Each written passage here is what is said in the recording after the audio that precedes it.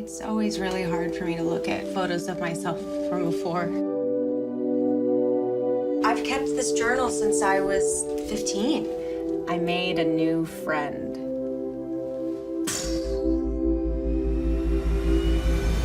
I'm here today to talk about Brian Warner, also known to the world as Marilyn Manson. He studied how to manipulate people. He groomed her. He's a predator. Everyone was looking at Marilyn Manson and they weren't looking at Brian Warner. Numerous women heard my story and they knew exactly who it was. I realized that I wasn't the only one that this had happened to. You're not alone. I know, it's crazy. We were outside of the statute of limitations. We had run out of time and nothing in our evidence could help us. Statistically, a lot of victims take 7 to 10 years to even recognize that they were a victim of this abuse. I became an activist fighting for victims and survivors of domestic violence and sexual assault. Not only did people hear our stories, but they said, yeah, we hear you and something does need to change. Any bills that will expand the statute of limitations is really important to survivors like us. We need to make sure that this doesn't happen to anybody else. I realized that this is the first time I haven't been doubted or questioned or shamed. This is the first time that someone was really listening. I was like, what is this feeling? And it's this feeling of being believed. In my last video, I read out a statement by Blair Burke, who testified that the FBI letter that Evan Rachel Wood submitted was actually fake. But I made the mistake of calling Blair Burke a he and his declaration, but I didn't put the names together. I just realised after watching Incredibly Average video, uploaded just in the last couple of days, that the Blair Burke in Marilyn Manson's case is actually the Blair Burke in Johnny Depp's case, and just to demonstrate that, I just wanted to play the first couple of minutes of Incredibly Average's upload so that you can see who I'm talking about. Hey everyone, welcome back. There's been a lot happening with the channel, and it's so good to finally be back and producing content again. I'm excited to see what comes next, and I can't thank you all enough for tuning in for this long and for your patience. To get you up to speed, the past few weeks, I, along with Jax from her channel Movie Myths and Monsters, have been rolling out Amber Heard's 2016 deposition during some live presentations. If you're wondering why she had to set for this deposition, when she first made her allegations against Johnny Depp in May of 2016, she requested a DVRO. She would not be granted one, instead receiving a TRO, or temporary restraining order, until she set for a deposition and presented her case in court to attempt to receive the DVRO. After dodging a deposition a few times over the course of the summer, she signed the papers to drop her claims entirely, but before Johnny would sign, she had to sit for a deposition first. Then she promptly dropped her allegations immediately after. To break down the rather lengthy testimony, we are conducting the live presentations in parts, so far having completed 3 parts of what will likely end up being 7 or 8 in total. As we continue to present new parts of the depo, I'll be releasing what I refer to as volumes. Volume 1 will actually consist of the first 2 lives, combining the testimony into one long, uninterrupted video, so you can see it from start to finish in full HD without our faces on the screen, or without commentary or lag, or any other disruptions during it. If you want to jump ahead straight to the testimony, you can find it here, and I ask if you grab any of this or clip it or use it, that you please credit my channel, as it would be greatly appreciated. Some may be wondering why I haven't shown this footage until now. Honestly, I was waiting for the trial to end, so these could be used to compare how Amber testified during the trial versus how she did in 2016, to see just how she reacted a few months after her initial allegations, before all the evidence, before all the allegations against her, a much more defensive and combative nature versus the traumatized one that would normally be expected or that she tried to demonstrate during the Virginia trial. So let's get to it. Feel free to like, subscribe, hit that notification bell, and leave a comment telling me what you think about it. It all helps the channel, plus I love reading other people's ideas and points and gaining a new perspective. And remember to keep it respectful. Thanks again everyone, and here we go.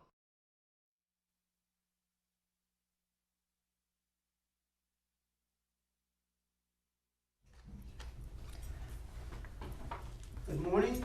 We're on the record.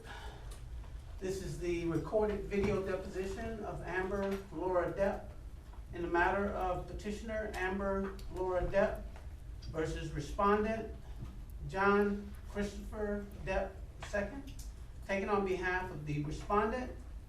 This deposition is taking place at 2049 Century Park East, Los Angeles, California, on August 13th, 2016, at approximately 10:01 a.m. My name is Stan Beverly. I'm the videographer with U.S. Legal Support, located at 11845 West Olympic Boulevard, Los Angeles, California. Video and audio recordings will be taking place unless all parties have agreed to off the record.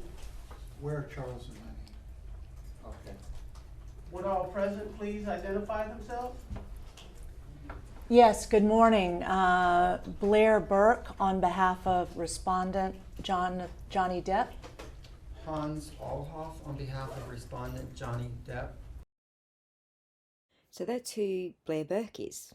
If you want to watch that video on Incredibly Average's channel, I do suggest it's a good idea.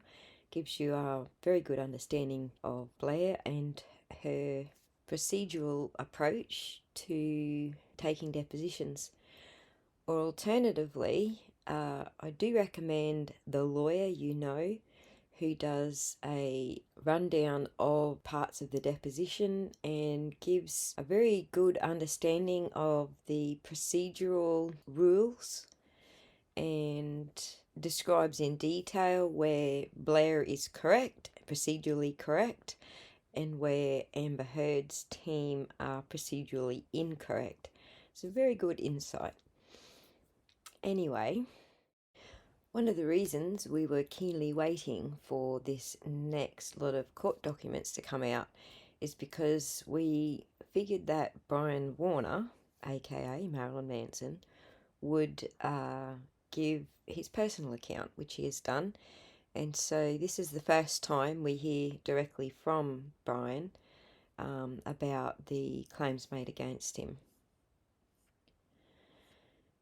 So he says, I met Evan Rachel Wood in 2006 and we had a romantic relationship until approximately 2010. During that time, we were engaged to be married and carried on a loving and consensual relationship. Eventually, like many couples, we broke up. I never abused, assaulted, raped or threatened Wood or her family, as she has since contended. Her accusations against me of abuse, blah blah blah, are unequivocally false. I understand that on or around February the 1st, 2021, Wood posted to Instagram that I was her abuser, and shortly thereafter a number of other women simultaneously emerged with false public accusations against me. Again, I'm going to try and avoid trigger words that are going to get YouTube upset. And I apologise to people who want me to say the words because I agree with them that we should be able to say the words and treat them as the words that they are. These women include Ashley Morgan Smithline, Ashley Walters, Jane Doe and Esme Bianco. To the extent I had relationships with these women, those relationships were consensual.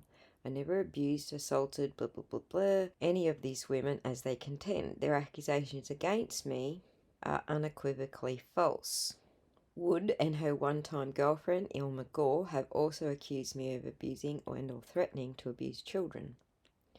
I am not a child abuser and have never abused or threatened to abuse any child. My film Groupie was not child, let's say, photography. It was a professional art horror film I created and wrote, and which was filmed by director Joseph Coltis. The actress, Paula Weiss, was over 21 and there was no sex in the film. Prior to filming, Weiss and I went through the film's concept plot and some high-level dialogue. When I screened Groupie for Wood in about 2009, I told her the actress was Weiss, an ex-girlfriend. After watching the film, Wood told me she was very impressed with it. Her only criticism was that she, Wood, had not been able to star in the film. Surprise, surprise. I understand that Wood and Gore continue to promulgate the falsehood that I am a child abuser and that groupie is child photography, as somehow lending credence to Wood's false accusations and enhancing their perceived influence with prospective accusers. For example, in the 1990s, I was introduced to and became friendly with Catherine McGiffigan and her friend Jeanette Pollard and Alison Duffy. McGiffigan, Pollard and Duffy appeared in my tour documentary Dead to the World and have been credited as cast of that film on the website IMDb. I understand from documents given to me by McGiffigan, comprising conversations between her and Gore, that in September 2020, Gore attempted to recruit McGiffigan for a group of survivors of violence of similar experiences. Specifically, abuse suffered from other teenagers, allegedly by me. In support of that proposition, Gore stated Groupie was not released because the third girl was underage. The content horrifies people, and the FBI got involved. None of McGiffigan, Pollard, or Duffy appeared in Groupie, and I never abused or threatened to abuse McGiffigan, Pollard, or Duffy. I understand that on the 3rd of March 2022, Gore posted to Twitter calling me a rapist pedo, and on approximately March 15th, 2022, Wood appeared on the Trevor Noah show stating that there have been allegations and stories that have come out on the internet that involve minors, and you got to draw the line somewhere, and with children I have to draw the line there, and I don't believe that he will stop until he is stopped. What a profound statement. He will not be stopped until he is stopped. Again, I am not a child abuser and have never abused, threatened to abuse any child, and I never would. I have suffered severe emotional distress as a result of Wood and Gore's conduct, as alleged in my complaint. I am not a rapist or abuser, but many people apparently now think I am. The individual acts alleged in my complaint were not isolated events, but rather part of an intertwined and long-running conspiracy and a course of conduct to cast me publicly and falsely as a rapist and abuser. This conduct included not only pressuring and causing women to emerge with coordinated false allegations, but also other acts used to promulgate and amplify those public falsehoods. For nearly a decade or more, none of those women accused me of those words that YouTube won't let me say. I have been the target of a fake letter, purportedly from a real FBI agent, whom I understand has told my counsel that she did not draft, sign, or authorise the letter, and has never investigated me, any matter related to me, or any matter related to Wood. In addition, I have been defamed, impersonated, hacked, and swatted by Wood and or Gore. After Wood's and others' lies about me became public, the media firestorm was exacerbated when Gore falsely reported that there was an emergency at my home, causing low-flying police helicopters, spotlights, squad cars, and armed officers to be deployed to my home for hours on multiple occasions. I have never met or spoken with Gore. Her report of an emergency was false. Members of the press appeared to be some of the first on the scene, and this chaos was reported as somehow being connected with the false allegations against me. Photos of my house and my address were published online and in newspapers, and paparazzi and media camped outside for weeks. My wife and I were forced to move out and sell our home. After being falsely portrayed as a rapist, abuser, child photographer, my career as a musician and recording artist has suffered, including because I have been unable to tour and was dropped by my record label and agency. My film and television career has suffered, including because I was pulled from 2 television shows, one of which was a reoccurring role. My art career has suffered, including because the release of my book and art shows have been indefinitely postponed, and my paintings have been devalued. I have received countless death threats online. I have been excluded from countless social and business gatherings, and I have constantly felt anxious, distraught, depressed, worried, frantic, sleepless, and fearful for my and my wife's physical safety. I declare under penalty of perjury, blah, blah, blah.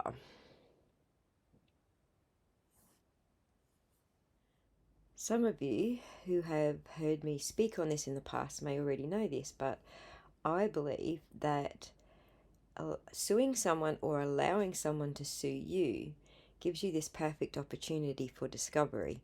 And sometimes even if your case doesn't go ahead, you still have this opportunity for discovery. Now, in the Britney Spears case, you know, there were people who thought that Britney Spears was being held against her will or put under the conservatorship unfairly, and they were sued by Jamie Spears, her father. And under those situations, I had commented, and I still do believe, that if they had allowed Jamie to sue them, that would have given them more discovery on the actual situation with Britney, and they didn't do that. They cowered. They just basically dropped, you know, everything and let Jamie Spears and his army of lawyers silence them. So in this case here, Warner has gone ahead and he's suing, and this gives him access to discovery. Now, the courts could say, no, you don't need discovery, we don't believe that there's a reason for it. So essentially this is just sort of a summary. Plaintiff timely filed this motion and good cause exists to allow him to conduct limited discovery, including because defendants each filed a special motion to strike pursuant to the Code of Civil Procedure. Defendants contend that in opposing these motions, plaintiff will be required but cannot make a prima facie showing of the causes of action challenged in their motions. The discovery sought is necessary to allow plaintiff to make a prima facie showing of the causes of actions challenged in defendants' motions. The information sought by plaintiff is in the control of persons from whom discovery is sought, and the discovery requested is narrowly tailored to obtain the necessary information. The proposed discovery is set forth in Appendix A, blah blah blah. Plaintiff Brian Warner, aka Marilyn Manson, seeks an order permitting him to conduct limited and specific discovery so he can obtain the admissible evidence that will allow him to defeat the two separate but overlapping special motions to strike filed by Wood and Gore, which challenge some but not all of the causes of action in his complaint. Good cause exists to allow the discovery requested, namely the deposition of two party witnesses, Wood and Gore, and three non-party witnesses, FBI agent Michelle Langer, Michelle Meyer, and Catherine McGiffigan, who possess admissible facts and information that are not available to Warner, but nevertheless necessary to make a prima facie showing of the challenged claims. In light of the court's order advancing defendant's motion by several months, Warner further respectfully requests the court continue the current scheduled hearing dates to allow sufficient time for Warner to conduct the requested discovery and oppose the motions, as is authorised and encouraged under California statute and decisional authority. Relevant facts and procedural background. How many pages are we looking at here? 25. We won't be reading all of them. Okay, so Wood and Warner were romantic partners over 12 years ago. During a time Warner was known for his public shock rocker persona and spirited rock and roll lifestyle, and Wood, a famous actress, was known for being Warner's wild partner who, despite having a healthy, loving relationship with Warner, craved danger and excitement. Since then, Wood has attempted to rebrand and distance herself from Warner. But simply living her own life was not enough. Rather, in recent years, Wood and her on-again, off-again romantic partner Gore conspired and wrongfully caused women to make false public allegations of RNSA against Warner. Gore, a serial fraudster, sought to make money and raise her esteem with Wood. Gore and Wood weaponized Wood's influence and celebrity status, lies about Warner, and threats of fictitious government investigations to lure in would-be accusers whilst engaging in outrageous and illegal acts to implant, secure, distribute and amplify coordinated public falsehoods against Warner. If you watch the very first episode, we talked about this in some detail, how it's done, why it's done, the book, How to Destroy a Man Now. This is essentially what this motion is talking about. While many women refused to engage, some did not. For example, one has since shared online that they told me to lie and act, stating further that she never wanted to cancel anyone, but just fell in with influence. Just to add to that, I did find some further text messages where Ashley actually recants having this conversation, which I read in the last video. She recants it and says that the exact opposite, that she didn't say any of that and that she's being attacked. So it's very interesting that she now recants. So yeah, this is the overarching reasons why Manson should be allowed to present a prima facie showing of why he should be allowed to go forward. And it talks about the anti-slap motions, etc. So let's talk about the deposition real quick. Naturally, as I'm sure you already learned, and most of chat may not know, so I will explain. When a lawsuit is filed, it has certain stages it has to go through that are more or less optional, but they're so universal, pretty much everybody uses them because they are tools that allow the plaintiff primarily to litigate their case and prove their claim, right? So the complaint is essentially nothing more than a piece of paper or a stack of papers where a plaintiff alleges that a defendant or defendants, in this case, Gore and Wood, have committed, acts of XYZ, and it's supported by the facts in the complaint of what they did, how they did it, and so on. These are just the initial allegations made by the plaintiff, in this case, Marilyn Manson. So the next step is, this is where we're getting all this paper trail stuff from. It's 3 tools that lawyers use. They're called interrogatories, requests for production of documents, and requests for admissions. Each one serves a different purpose, but they're essentially the same type of tool. If I were to really kind of make a blanket statement, maybe doesn't make a whole lot of sense, but you'll understand in a second. So interrogatories are just questions. Here's question 1, 2, 3, 4, 5, all the way to whatever. Please answer these questions, and you have to answer them, right? Truthfully, honestly. You're under oath when you do so. Then request for admissions. These are very simply admit or deny. Here's a blanket statement like you did X, admit or deny, and you do not have a right to an explanation. You can't say, I refuse to answer this. You can actually get the court to force you to admit or deny certain allegations. So admit, deny, whatever it may be. Then the third one is request for production of documents. You, defendant or defendants in this case, are in possession of certain documents that assist me and the trier of fact to come to certain conclusions that are solely in your possession that I don't have any access to. So please provide me these documents, send them to me, blah, blah, blah, right? So those are the 3. Those are the 3 paper tools, if you will, to get the party that is being sued to provide information, provide evidence, provide documents, and so on. And by the way, it doesn't have to be paper either. It could be video, it could be diskettes, could be thumb drives, computers, whatever, iPads, cell phones, whatever it may be. Well, we saw like in the Johnny Depp trial, all those text message exchanges that were clearly, allegedly, extracted from phones. So now, after all the paper stuff is done, the next stage is to conduct depositions.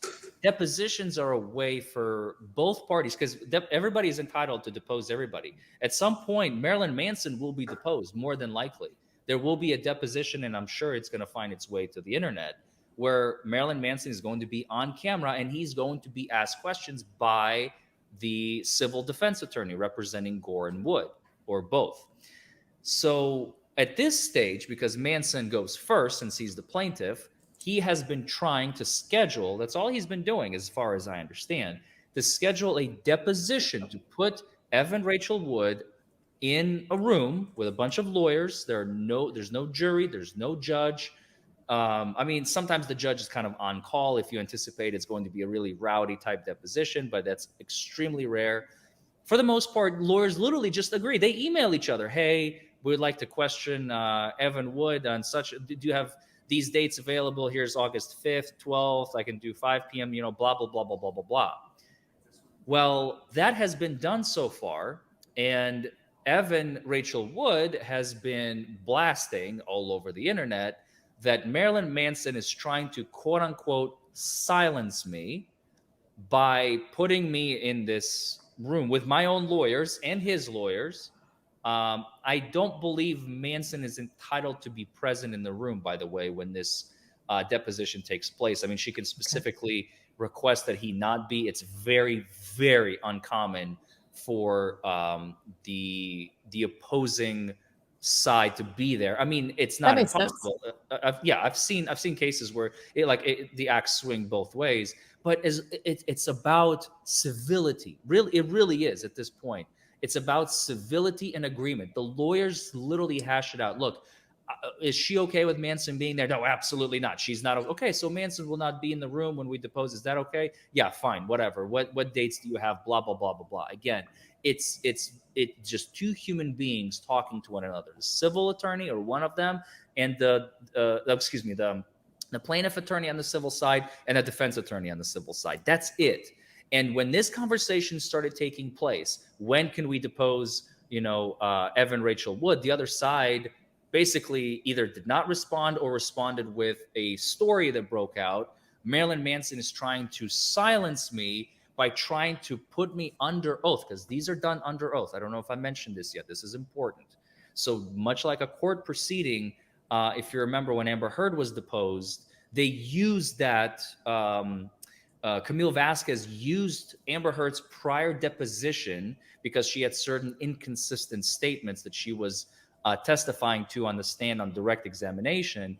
And so Camille Vasquez on cross-examination used Amber Heard's prior deposition to impeach her. That's the technical legal word, to show that either, are you lying then or are you lying now kind of thing, if you all have seen the classic statement. So, and that's basically what they're trying to do. They're trying to get the first domino to fall, to put Evan Rachel Wood in a chair with a camera and ask her questions by the plaintiff's attorneys for her to basically retell the story.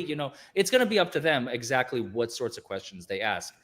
And her response to that has been, Manson is trying to silence me. Yeah. By trying to force me to speak, he's silencing me. It's almost like, see, I think what the assumption is, again, this is where it started to reek very much of Amber Heard-like tactics of gaslighting. People don't when they hear the word deposition, the average Joe that has maybe had a high school education, maybe an associate's degree, they hear the word deposition, they don't know what the hell it means. And unfortunately, that is the majority of the world is not familiar with these legal, technical mumbo jumbo, because not everybody went to law school. And they hear the word depose and they hear the word silence and they go, what is this? What is Manson trying to do? Trying to silence this poor young woman who is trying to come forward and all that. But when you start analyzing and digging into it and, trying to look past the gaslighting, understanding these technical terms, you now have an entire situation where you go, wait a second, wait. So you're saying by trying to get me to speak at a deposition to tell where I'm supposed to tell the truth and tell my story, he's trying to silence me. First of all, how does that make any fucking sense in the first place?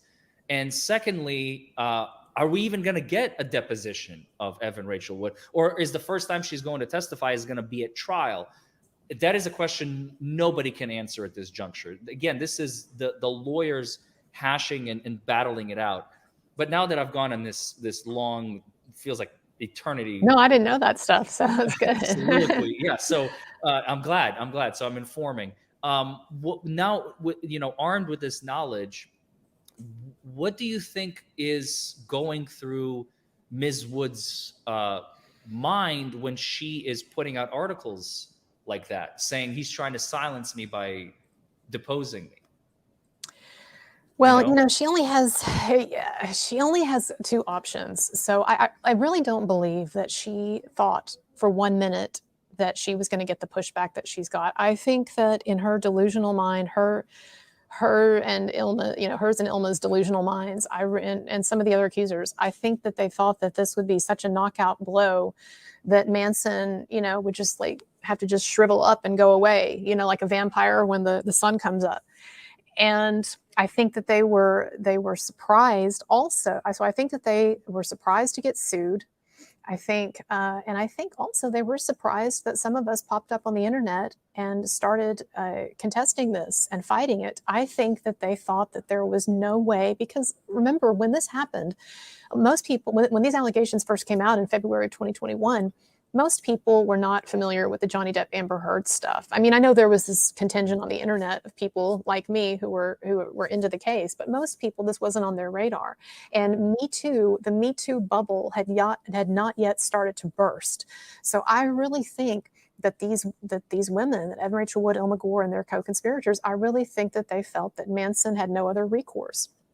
And so I think that they've been caught off guard by this. And so they really, Evan really only has two options. She can either fold and she can say, I'm sorry, and it wasn't my fault, and this my girlfriend talked me into it and all of that, which I think is what she should have done. Or she is going to have to do the full Amber, and she's going to have to fight it every step of the way in every way she can. And so of course what she's going to do is she's going to say that what Manson is doing and what people like me are doing is a kind of assault itself. It's a kind of abuse, that she's being abused all over again, right? And she's being silenced. And I think what she means by silenced is intimidated. I think in her world and in the world of a lot of these Me Too activists, they think that they should not have to be challenged. And that's all that I'm asking for people to do. That's actually terrifying. I'm sorry. That is go ahead. Absolutely terrifying. No, just a side comment, because you're exactly right. Like it's the whole Vogue UK. When I read that article for the first time, I nearly fell out of my chair. It ended the article with, it's time to believe women, all women. Basically, just listen to the allegations, do not question them, and just move on with your day, madam and sir. And that is right. Horrific. It's horrific. It's horrific for a number of reasons, and the most obvious of which being that, I'm sorry, but a lot of people do lie. And I do not subscribe to the idea that false accusations, like rape and sexual assault and harassment and all that are rare. I do not believe that they are rare. Do I believe that most accusations are false? No, I think probably somewhere in the 10 to 25% range. But there is a significant enough number. And then here's the thing, and I keep trying to tell people this. In these media cases, like when we're talking about celebrities, then the normal rules do not apply. Yes, in a normal world, if you had multiple women accusing a man of something, just a normal guy down the street, I'd be more inclined to say, okay, well, there's smoke, there's fire, maybe it's more likely, maybe. But when you have these big media figures, and someone with Marilyn Manson's image and reputation, he is such an easy target. And so I think that I don't think it's a weird idea at all to question these allegations or to assume that there's a possibility that they are lying. And it's very... This book became a thing. Can you see it on your screen? Man, yeah. When I found out about that, Colonel Kurtz, I nearly had a conniption. I did not know that this was real. I thought this was a joke. I thought at first I was like, this has got to be a meme book, right? No, this is actually real. And I read the last chapter. Somebody posted it on my Twitter. It's literally the most disgusting thing I've ever seen. But I'm sorry, I keep cutting you No, off. no, it's no, we're just having a conversation. I'm kind of tired today too, so I kind of appreciate you picking up things. Of course. Yeah, so it's people don't want to believe that women lie, because it makes things a lot more difficult for all of us, right? Like we want every woman who is assaulted or harassed, we want her to be believed. I want that too. People, there's some people out there that think that I'm a misogynist, or you probably get this too, or I have a chip on my shoulder, or I have some agenda. It's really not that. It's just that I don't think there are enough people out there speaking out on behalf of the presumption of innocence. And this man, Marilyn Manson, Brian Warner, his entire life was basically taken away from him. Now you can say, well, he's still got some money. Okay, but it's not up to you to say how much money someone is supposed to have. All right, I'm sure his bank account and I'm sure his finances have taken a big hit by this. All right, but he's lost his life, not only his livelihood, he's lost his reputation. He's lost, which he did kind of have. All right, at least people weren't thinking he was a rapist or something back in the day. He's lost his reputation, and he's lost the ability to do his art. I mean, he's an artist. He loves doing art, and he's been totally now just completely canceled, all because some women got together and said something, and they've not produced any evidence. They really haven't. Evan Rachel Wood, this is another thing that really bothers me. Evan Rachel Wood she's claimed before that she has like boxes of evidence. Like, I've got all of this on tape, and I've got like just tons of it. She said she brought it to an attorney. It was just overwhelming evidence. And the attorney was like, yeah, but the statute of limitations is over. But she claims she has all this evidence, and yet she has not produced it. If you watch Phoenix Rising, if you watch that documentary, all that it is it's interviews with Evan and her family, who of course are going to be very biased, Evan and her family. And then there are a couple of pictures there's a picture where someone carved something into someone's, into some initials or something into someone's skin or whatever. Well, I've been told that Evan is the one who did that, right? But it's some random picture of a bruise or of a carving or whatever, but no, like nothing, right? And it's not any different from Amber Heard, who fakes bruises and stuff and then takes pictures of it. You have to put forward real evidence. So what I want to see, I want to hear witnesses, disinterested witnesses, telling me that they observed Marilyn Manson assault someone. I've not heard that. Or I want something on, Evan Rachel Wood claims that she's got all of this audio and video and all this stuff. Well, show it, Surely you have a video of Marilyn Manson assaulting you, since, like you said you did, right? But it hasn't come up. And so, I'm going to be very interested to see when the trial occurs, when this defamation, and it's not just defamation, but when this trial occurs, I'm going to be very interested to see what Evan Rachel Wood produces, because I don't think she has anything. And this is, again, this whole concept, just like the deposition with Evan Rachel Wood. Amber Heard is trying to gaslight the world of, look, I have all these mountains of evidence. It's just this bloody judge just wouldn't let me, and it's fantasy. It's not. Well, Amber Heard's supporters act like there's never been a trial where evidence was excluded before. They act like this is just some bizarre conspiracy. Oh my God, there was stuff that was excluded. Well, yeah, that's what happens in a trial. Yeah, so otherwise the trial would literally go on for like a year and a half. Yeah. Nobody has the patience for that, and it would be a waste of resources, a waste of time. It would be worse than the OJ trial. When you have a case, right, a criminal case, civil case, it doesn't matter. As a human being, it already strikes. It strikes you even more when you look at an allegation where a document has been allegedly doctored, modified, altered, forged. These are all essentially synonyms. People who tell the truth don't need to do that. And if there's even a hint of a suspicion, we're not saying she's guilty of anything just yet. Because we don't have. Well, let me just say, actually, sorry to interrupt you. Let me just say about the FBI letter. We actually do know that that Evan submitted that fake FBI letter. So to people in the audience who might not know, one of the things that Marilyn Manson is accusing Ilma and Evan of is of fabricating a letter that's supposedly from the FBI, and it wasn't, and forging this FBI document which says that Marilyn Manson was under investigation and that Evan Rachel Wood was a witness in this investigation, et cetera, right? Wow. Now, the reason that one of the ways that we have documented that FBI letter and what she did with that is that she actually submitted that fake FBI letter in a custody dispute that she was in with the father of her child, Jamie Bell.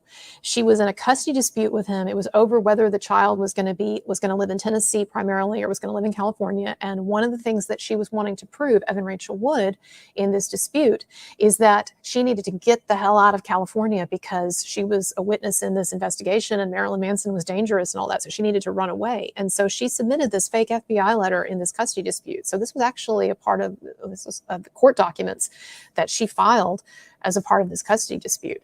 So to me, that's one of the things, like when people say to me, okay, putting opinions aside and stuff, but what do you think are like the real good pieces of evidence? I think that forged FBI letter is just really damning. And it also shows that she's duplicitous when it comes to her custody hearing. That's a whole other ball of wax if anyone wants to look at that. But the custody dispute with Jamie Bell, where he accuses her of withholding his son from him, he says that her claims against Manson they defy credibility. He basically said that she's using this Manson stuff to keep him from his child, like really like stuff that does not make her look good. And so, but anyway, that's one of the places where this FBI letter ended up. And so, Manson in his lawsuit, he says that, and I believe this, and I've heard that this is the case, that this letter was validated by the FBI, that the FBI now is aware that Evan Rachel Wood and Ilma Gore fabricated this letter posing as an FBI agent, and they could be in some big trouble. And that is currently actually under investigation of her fabricating this letter. Wow. Okay, so thank you for clearing the air on that, because I really have been wondering about it. There is one thing that I wanted to discuss a little bit because it's pretty recent. So there were some documents that, I don't want to say leaked. Someone found them through correct means, but there are documents out there. But let me scratch that. Someone did post some documents this week from a court hearing. It was a restraining order. Ilma Gore, it was against Ilma Gore. So the sister of Ilma Gore, Brighton Gore, filed a restraining order against her. So this was a TRO hearing. And so basically what this is the sister of Evan Rachel Wood's co-conspirator. And this sister is where some of the evidence discussed in Manson's lawsuit came from, because apparently what happened was Ilma Gore gave her sister an old iPad, a used iPad. And guess what was on the iPad? All of these documents that are now in Manson's lawsuit showing that Ilma and Evan conspired to frame him, including them talking about this fake FBI letter. Well, so basically what happened was someone posted this week on Twitter some documents from some very selectively chosen documents from the court hearing, this TRO hearing between Ilma and her sister, in which it basically, so the TRO was not granted, which makes the sister look bad. And also the documents that this person posted on Twitter selectively were all documents that made the sister look bad and that made Ilma look better. So Ilma had gotten some witnesses from Australia to say that the sister was crazy and stuff like that, right? So the point of that is that the one of the main sources of evidence in Marilyn Manson's lawsuit is this sister who filed the TRO. So now you have Evan Rachel Wood supporters saying, well, look, the sister didn't win the TRO hearing, and the sister, there's this evidence that the sister is nutty, so this must invalidate Manson's evidence. Well, no, it doesn't, because this evidence can be forensically examined and is being forensically examined, and I've been told has been forensically examined. And the evidence is the evidence. So it doesn't matter if, hypothetically speaking, the sister were crazy or not. The evidence is still the evidence, and it can be traced, right? So I don't think that invalidates almost anything. You take the sister out of this, you take Brighton Gore out of this, and you still have 95% of the case for Manson still intact.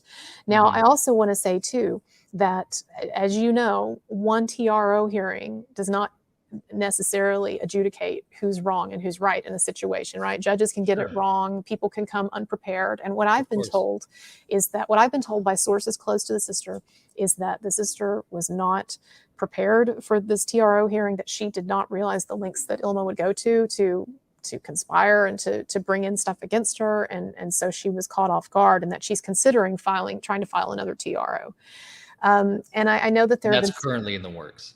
Yes. And so I know that there are a number of people as well who know the sister, who've come out online this week on Twitter and who've defended her and said that these selectively posted documents are not indicative of the whole case. And there's a lot of bad stuff about Ilma that was left out.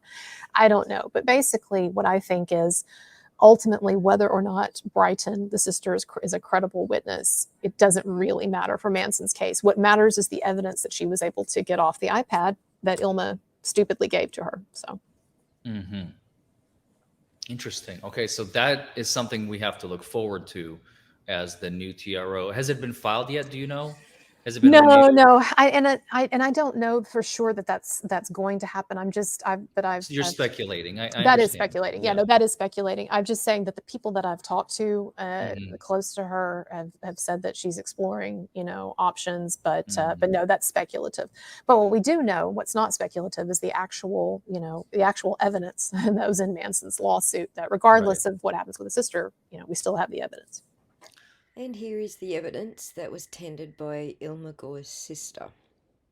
It's the text messages from the broken iPad, and you can see the crazed screen.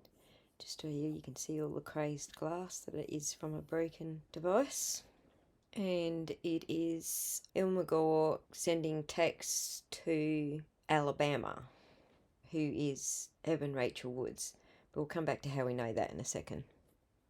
So here is a letter to whom it may concern. Please be advised that Evan Rachel Wood, blah, blah, blah. And then she asks, what do you think? And Evan replies, it's good. I don't know about the letter stating the arrest before it happens. Good point. And I'll just also point out that these text messages occurred and the letter was being devised in November. So she presents this letter in December of 2020. So the dates sort of fit in with this December period where Jamie Bell says that she was trying to hide from him. And there is the letter. Let me just stop there. There is the letter. And I don't really want to show much else because I don't want to dox anybody. Again, you see the crazed screen from the broken iPad.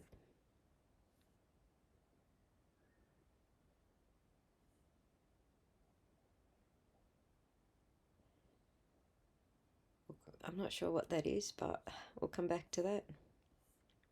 These are all exhibits that she took off the iPad.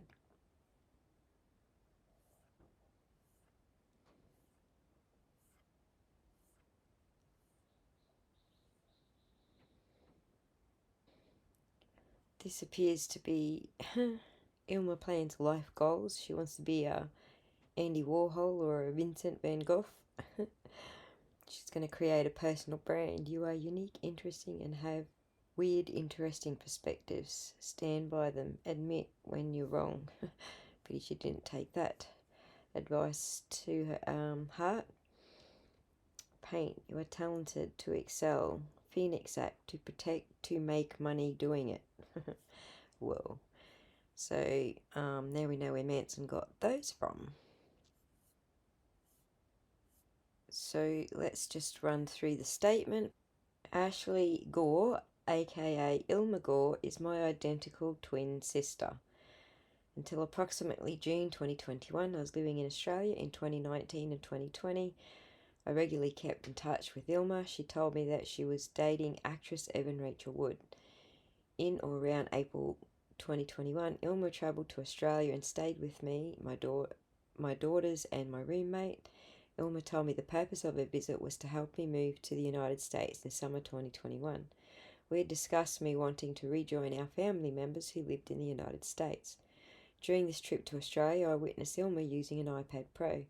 Ilma told me she borrowed the iPad from our cousin who lived in the United States because Ilma's own iPad had been damaged by Wood's son Jack. She told me her broken iPad was in the United States. In or around April to May 2021, I was next sitting to Ilma in the sunroom of my house while she was on a call with Wood over the speakerphone.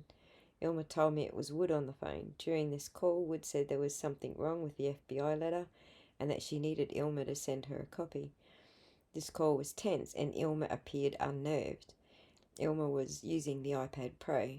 I witnessed Ilma use the Procreate option, a graphics editing tool I was familiar with, to transfer a signature from one document onto what appeared to be a letter from a federal law enforcement agent. Watching this was alarming, so I asked Ilma what she was doing. She said a letter was from Federal Bureau of Investigation. It was okay because she said I know the agent and have her number. When Ilma was finished working on the letter, I watched her send it back to Wood. In June 2021, my daughters and I moved to the United States from Australia. We first stayed in Oregon with our cousin's mother.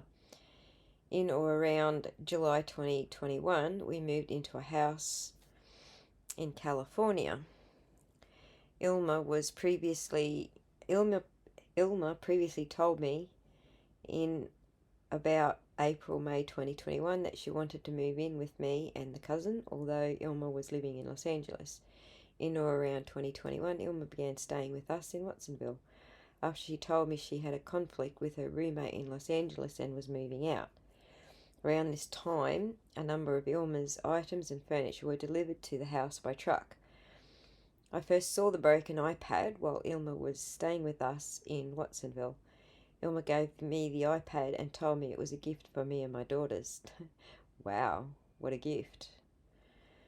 Here, I have a broken iPad that doesn't work. The screen was cracked and it did not power on. I put the broken iPad away for safekeeping until I could afford to or figure out how to fix it. During this time, I observed Ilma continuing to use our cousin's iPad Pro. In or around September 2021, living with Ilma became intolerable. Ilma vacated the house, saying that she was going on a work trip to Florida. She did not come back. Ilma left behind various items, furniture and boxes at the house. She took our cousin's iPad Pro with her. She did not take the broken iPad that she had gifted to me and my daughters. When Ilma left, there was no doubt in my mind that the broken iPad belonged to me. In or around October to November 2021, I attempted to get the broken iPad running. I did not get the screen fixed because it was too expensive. However, I plugged the broken iPad into a weaker power source, not the wall jack, which I thought may help it get powered up. It worked and the broken iPad powered up. Over the years, Ilma shared her iCloud credentials with me so I could use her account and Apple devices. I opened the iPad with these credentials once it was powered up so I could use it. What I saw on the broken iPad horrified me. Among other things, I saw emails and draft emails that were purportedly written and or sent by me, which I never drafted, authorized or sent, and social media posts and draft posts purportedly written by me, which I never drafted, authorized or posted. I saw a number of items on the broken iPad relating to Wood, the Phoenix Act, and Brian Warner, aka Marilyn Manson, who I knew was Wood's ex-significant other. One item I saw on the broken iPad was a screenshot of a text conversation on the Signal app between Wood and Ilma. A true and correct copy of that screenshot is attached as Exhibit A. The screenshot was dated December 2020. The conversation dated Sunday, November 22nd. November 22nd fell on a Sunday in 2020. It was between someone named Alabama on one hand and someone who said that this number is my new number on the other hand. I know this is Ilma's phone number because I used the same number to call her. As described further below, I understand that Alabama is Wood because Ilma told me she referred to Wood as Alabama, and I witnessed and took part in a conversation over the Signal app in which Wood used the nickname Alabama. In this conversation, Wood stated, "Here is the letter, blah blah blah, what do you think, Ilma? It's good." We just looked at that. Another item I saw on the broken iPad was an image of an undated letter purportedly written and signed by Michelle Langer of the Federal Violent Crimes Department. A true and correct copy of that screenshot is attached as Exhibit B, and we looked at that. This letter looks very similar to the one I witnessed Ilma work on in or around April-May 2021, when I saw her transfer a signature from one document to another and send the finished letter to Wood. Another item I saw on the broken iPad image was an image of a document titled FBI Receipt for Property. A true and correct copy is attached, the Exhibit C.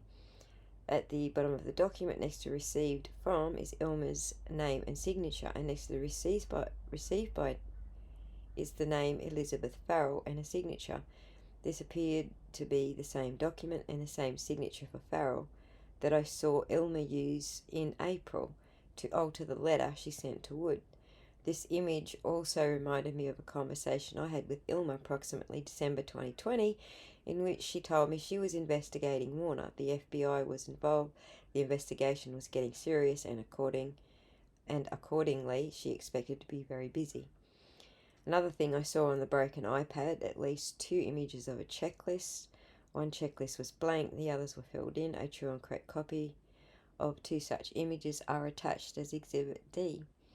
Another series of items I saw on the broken iPad were pictures of emailed and text messages from Ashley Walters that contain email addresses, social media login, passwords, addresses, social security numbers, and other personal information about Warner. So, that's how Manson knows that his ex-assistant was involved in hacking his accounts. Around this same time, I also looked through the items Ilma had left in the garage upon leaving for Florida, including unorganized and or crumpled stacks of papers and other trash.